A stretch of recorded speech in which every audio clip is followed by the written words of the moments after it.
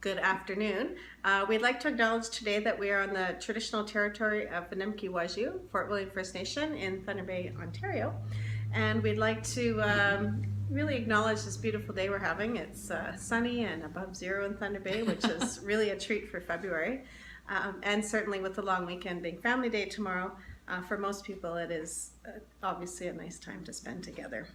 We thought we'd introduce you to Juno. She's our new puppy, and she wanted to join in the picture today, so she's going to join us for our update video. She's very cute. So we're just finishing up some modules. One of the big one was Ed Finance, and it was really neat to see several of you, I think for the first time, recognize the structure of the grants and how boards are funded. It really helps put in perspective how you use your money, what the money's for, and why there's certain restrictions, because I think we all always believe there's not quite enough, but it's a good opportunity to understand where the money comes from and how it's aligned. And then it also helps you think about budgeting as you go forward in your school, because you will be responsible for your school budget, and you'll be responsible, for making sure that you make good use of the money, but that it balances out so that you're not overspending, and that the money is going straight into student achievement, and that includes every dime, including for your lunchroom supervisors and those things, and so how you creatively use that money. One of the things Michael talked about was the school budgeting needing to be organized, transparent, and reflective, and really connecting that with it is a complex issue, and you have only so many dollars, but as Christy pointed out, everything you do has to be linked to your student achievement, your school improvement, your well-being of your school and your community.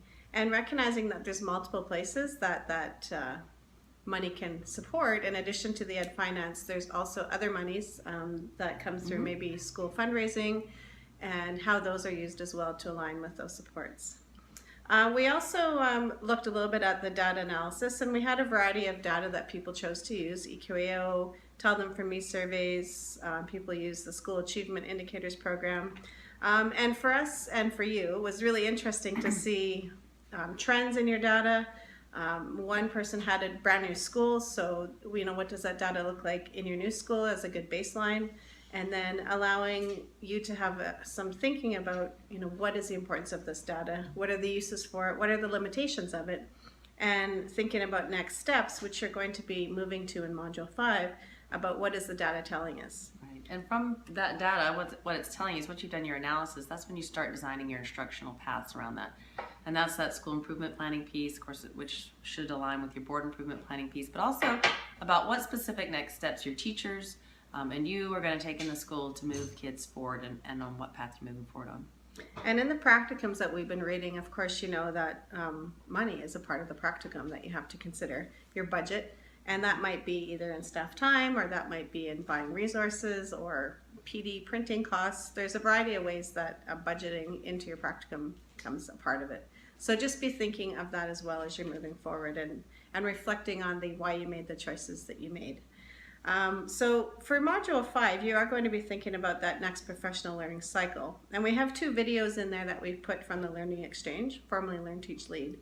One is around building vision, and one is around transforming pedagogy. And these 2 videos are a chance to actually see how one school in Ontario's journey went forward in transforming their math scores over a couple-year period. So having had a chance to spend some time working with the people that supported that school, it was really interesting to hear firsthand what those conversations look like. And I really do believe that those videos present a real look and an actual picture of what transpired. So we look forward to hearing your plans.